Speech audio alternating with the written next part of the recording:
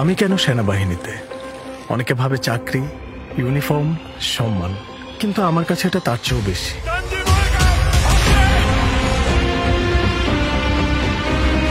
সেনাবাহিনীর টহল দল তোমাদেরকে চতুর্দিক থেকে ঘিরে ফেলেছে। তোমরা দ্রুত আত্মসমর্পণ করো।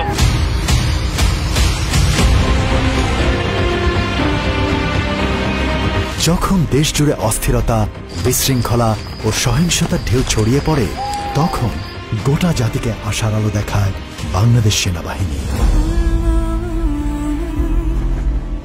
আমি ঘটনাস্থলে পৌঁছানোর সাথে সাথে একটি মা এবং একজন শিশুর লাশ দেখতে পাই। সাথে সাথে তাদের সম্মান রক্ষার্থে আমরা আমাদের ইউনিফর্ম দ্বারা তাদেরকে আবৃত করি। তারা এই যে আমার ইউনিফর্মকে বিশ্বাস করেছেন, বাংলাদেশ সেনাবাহিনীকে বিশ্বাস করেছেন, এটাতে আমি গর্বিত।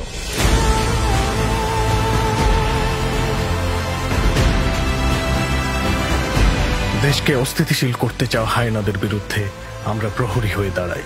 সন্ত্রাসের জন্য বাংলাদেশে কোনো নিরাপদ স্থান থাকবে না, সেইভাবে আমরা বিভিন্ন অভিযান পরিচালনা করে আসছি এবং সেভাবে অভিযান পরিচালনা করব। সেনাবাহিনী যদি না থাকতো তারও পাওয়া মানে দুনিয়াতে পাইতাম না। ওদের এই ঋণ কিভাবে আমি শোধ করবো আমার নিজেরও জানা নেই। বাংলাদেশ সেনাবাহিনী প্রয়োজন হোক না যখনই, মানুষের পাশে আছে সব সময়, মানবতার হোক জয়। স্যার, আপনারা জাগর খুঁজতেছেন না স্যার? তাগেরও কাজকে স্যার পলি পাংশা এবং স্যার কুর্তাঝুরি এলাকায় দেখা গেছে স্যার। কি বলেন?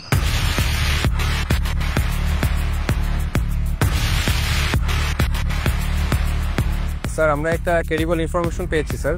আগামী 7 দিন ওরা এই এলাকায় থাকবে স্যার। মেসেজ কপি, আমরা এখনই প্রস্তুতি নিচ্ছি।